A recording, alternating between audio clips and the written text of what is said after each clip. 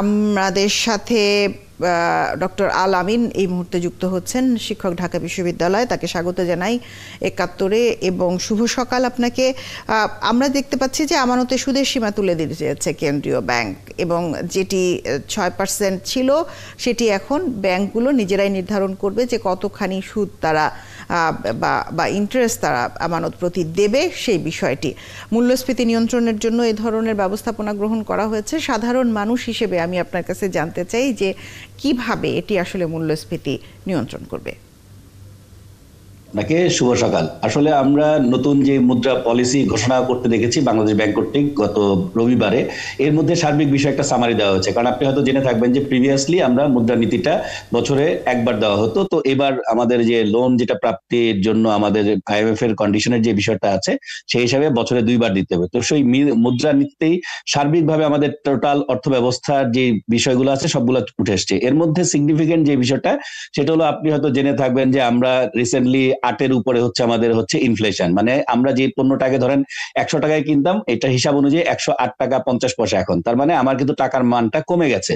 তো গ্র্যাজুয়ালি যখন টাকার মানটা কমে যাচ্ছিল তখন কিন্তু আমাদের ডলারের উপর এটা একটা ইম্প্যাক্ট পড়েছিল। তো সবকিছু মিলিয়ে এখন বাংলাদেশ ব্যাংক যে কাজটা করেছে যে আগে আপনার 6-9-এর যে ক্যাপটা ছিল সেই ক্যাপটার ক্ষেত্রে এখন বলা হচ্ছে যে কোনো রেটে চাইলে কিন্তু আপনি ওই আমানতটা সংগ্রহ করতে পারবেন। ব্যাংকের ক্ষেত্রে সেটা ব্যাংকের উপর দায়িত্ব দিয়ে দেওয়া হয়েছে। কারণ এখন কি হয়েছে দেখবেন, এখন যাদের অনেকেই মাঝখানে দেখবেন যে ব্যাংক থেকে টাকা তুলে নেওয়ার একটা হিড়িক ছিল, বিভিন্ন নেতিবাচক খবর ব্যাংকিং সেক্টর নিয়ে পত্রপত্রিকা আসার কারণে অনেকেই কিন্তু ব্যাংকিং খাতে আস্থা কমে যাচ্ছিল এবং সুদের রেটটা এত কম ছিল, মানুষ চিন্তা করছিল যে ব্যাংকের এত রিস্কের চেয়ে টাকাটা অনেকেই তুলে নিচ্ছিল। তো সেটাকে ফিরিয়ে আনার জন্য তারা এখন নতুন করে আপনার ব্যাংকের রেটটা বাড়িয়ে দিয়েছে। তাহলে হয়তো অনেকে আবার নতুন করে ব্যাংকে টাকা রাখতে আগ্রহী হবে। অন্যদিকে আবার যেটা রেপো যেটাকে বলা হয়, ধরেন বাণিজ্যিক ব্যাংকগুলো যেই রেটে কেন্দ্রীয় ব্যাংক থেকে ঋণ নিয়ে থাকে সেটাকে বলা হচ্ছে রেপো বা রিপারচেস এগ্রিমেন্ট।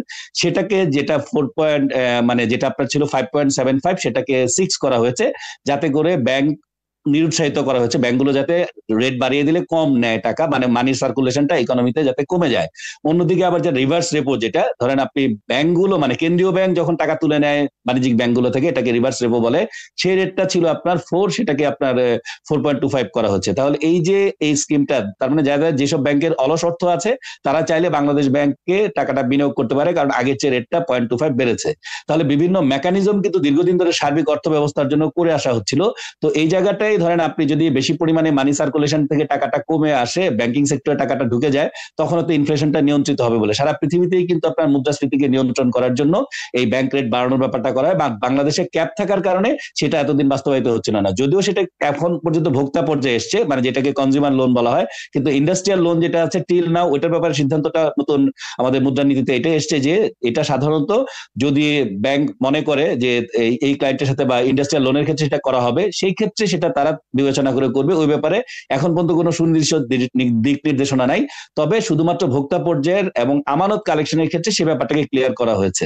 এটা করার উদ্দেশ্যটা হচ্ছে যে ইকোনমির যে লিকুইডিট মানি যেটা মানুষ তুলে নিয়ে গেছে সেটাকে আবার ফিরিয়ে নিয়ে যাওয়া, তখন তাদের পারচেস পাওয়ার কমে যাবে এবং তাতে অটোমেটিক্যালি তারা দেখা যাবে যে এখানে একটা নিয়ন্ত্রিত ব্যবস্থার মধ্যে চলে আসবে। এভাবেই তারা মুদ্রা নিয়ন্ত্রণের জন্য এই ব্যবস্থাটা নিয়েছে বলে আমরা এখন দেখছি আর কি।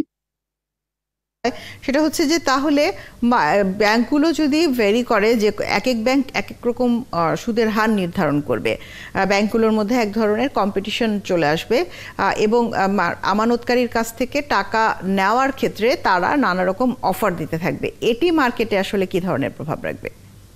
দেখুন, এটাতে হবে কি, যার যেরকম নেসেসিটি তার উপর ডিপেন্ড করে কিন্তু তারা ফান্ডটাকে নিবে। যদি ধরেন কারো সারপ্লাস ফান্ড থাকে তারা কিন্তু এত অ্যাগ্রেসিভলি ফান্ডের জন্য ব্যস্ত হবে না, বাট যাদের ক্রাইসিস থাকবে তারা কিন্তু তখন যত বেশি রেট দিয়ে হোক না কেন তার সে ব্যাংকিং সিস্টেমটাকে চালিয়ে রাখবে। তো সেই ক্ষেত্রে এই ক্ষেত্রে যাদের হাতে সারপ্লাস মানি আছে এটা সুফলটা তারা পাবে, কারণ তাদের সেই সারপ্লাস ফান্ডটা যেটা মানে ব্যাংকিং চ্যানেলের বাইরে চলে গিয়েছিল সেটা চলে যাবে অটোমেটিক্যালি আপনার হলো ব্যাংকিং চ্যানেলে। তো এই ক্ষেত্রে আমরা মনে করছি যে সার্বিকভাবে আপনি দেখবেন তো সরকারের যে গভর্নমেন্টের বরোয়িং এর পরিমাণ আছে সেটা কিন্তু ব্যাংকিং খাতে অনেক বেশি বেড়ে গেছে। সেটা আবার সামনে আমাদের বেশ কিছু লোন ইনস্টলমেন্টের ব্যাপার আছে, সেগুলোর জন্য কিন্তু টাকার প্রয়োজন হবে। আপনি হয়তো দেখবেন যে নতুন করে টাকা মুদ্রা ছাপানো হয়েছে, তার মানে এইগুলো কিন্তু বিভিন্ন কারণে, যদি বাংলাদেশ ব্যাংক থেকে ব্যাখ্যা দেওয়া হচ্ছে যে ছেঁড়া নোট ছিল বা বিভিন্ন রকম, এগুলার শুধু কারণ না, আরো সরকারের যেই পরিমাণ লক্ষ্যমাত্রা ছিল 14% জায়গায় তারা প্রায় 28% মতো আপনার নিয়ে গেছে ব্যাংকিং সেক্টর থেকে বরোয়িং। সবকিছু মিলে কিন্তু অর্থনীতির উপর একটা চাপ পড়ছে। এই কারণে যেহেতু আমরা দেখছি যে রিজার্ভের কন্ডিশনটা কিছুটা এখন আগের যে কোনো সময় সময়ের চেয়ে একটু খারাপ আছে। তো ওইসব বিবিধ কারণে ধরেন ব্যাংকিং সামগ্রিকভাবে মানে কিছু কিছু ব্যাংকের সারপ্লাস আছে, বাট অনেক ব্যাংকেরই কিন্তু আসলে সমস্যা আছে। তাহলে সেই ব্যাংকগুলো হয়তো বেশি রেট অফার করবে, তো সেই ক্ষেত্রে বেনিফিশিয়ারি হবে যাদের সারপ্লাস ইউনিট আছে। বাট ওভারঅল এইগুলোর কারণে কিন্তু সার্বিকভাবে কিন্তু মানুষের যে সার্বিক যাদের স্থির আয়, যাদের আর আয়ের পরিমাণ বাড়েনি, তাদের কিন্তু চাপ কমছে না। কারণ আপনি হয়তো দেখেছেন বিদ্যুতের দামটাও বেড়েছে, সার্বিকভাবে সব ইউটিলিটি এবং সবকিছু। আপনি এই যে এখন শীতকালীন সময়, সেই সময় কিন্তু সবজির দামটা কমার কথা ছিল, বাট কেন জানি এই কুয়াশা বা বিভিন্ন কারণ দেখিয়ে গত মানে সপ্তাহে যদি চিন্তা করা হয়, সবগুলোর দাম কিন্তু বেড়েছে। তো সবভাবেই কিন্তু আসলে মানুষের জীবনযাত্রা মানের যে সরকারি হিসাব যেটা দেখানো হচ্ছে ইনফ্লেশনের, তার চেয়ে বেশি হারে কিন্তু ইনফ্লেশন। তো সেই ইনফ্লেশনটাই কিন্তু কমানো জরুরি হয়ে গিয়েছে। এবং আপনি হয়তো জানবেন যে আইএমএফ এর অনেকগুলো শর্তের মধ্যে এটাও ছিল যে আপনার মনিটারি পলিসিটাকে বছরে 2 বার দিতে হবে। তো সেই ক্ষেত্রে বাংলাদেশ বর্তমান যে নতুন গভর্নর, ওনার মেয়াদের প্রথম এটা হচ্ছে দিয়েছেন, এবং এটা প্রতি বছরই এখন 2 বার করে দেওয়া হবে। দিয়ে তারা আবার এটাকে অ্যাসেস করবে, যেটা আমরা প্রস্তাবনা করছি বাস্তবায়ন কি হচ্ছে। যেমন আপনি হয়তো জানবেন যে আমাদের এই জিডিপি গ্রোথ রেট ফোরকাস্ট করা হচ্ছিল 7.6%, সেখান থেকে নতুন পলিসিতে এটা এসছে আপনার 6.5%, এবং এটা গ্লোবালও কিন্তু যেটা 3% প্রবৃদ্ধির কথা বলা হচ্ছিল সেটা 1.3 চলে আসছে গ্লোবাল ফোরকাস্টিং। তার মানে সার্বিকভাবে সারা পৃথিবীর অবস্থা, আপনি জানেন রাশিয়া ইউক্রেন যুদ্ধের কারণে অর্থনৈতিক অবস্থা কিছুটা নমনীয় অবস্থায় রয়েছে। আমরা একটা সর্বশেষ আপনার কাছ থেকে যে জিনিসটি জানতে চাই, এই যে নতুন মুদ্রানীতি ঘোষণা করা হলো এবং যেখানে কিছুটা আমরা দেখতে পাচ্ছি যে আমানত সহায়ক মুদ্রানীতি আমরা দেখতে পেলাম, এবং আপনি বলছেন মূল্যস্ফীতি নিয়ন্ত্রণের জন্য এই ধরনের ব্যবস্থাপনা কতদিনে আসলে মার্কেট পর্যায়ে, ভোক্তা পর্যায়ে এর প্রভাব পড়তে পারে?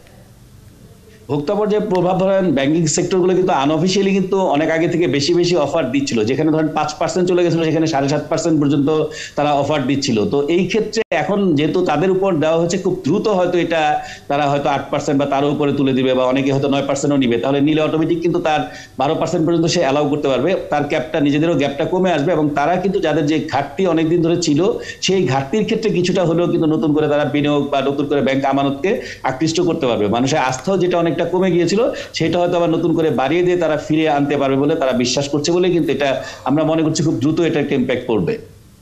আপনাকে ধন্যবাদ জানাই ডক্টর আল আমিন আমাদের সাথে যুক্ত থাকার জন্য, এবং আপনি খুব সুন্দর করে আমাদেরকে বোঝাচ্ছিলেন যে কিভাবে এই আমানতের সুদের সীমা তুলে দেওয়ার কারণে একদিকে ব্যাংকগুলোতে যেমন লিকুইডিটি বাড়বে, অন্যদিকে মূল্যস্ফীতির হারও কমিয়ে আনতে কিভাবে সহায়ক হবে। নিশ্চয়ই এটি কার্যকর হবে খুব দ্রুত। আপনাকে ধন্যবাদ জানাই ডক্টর আল আমিন।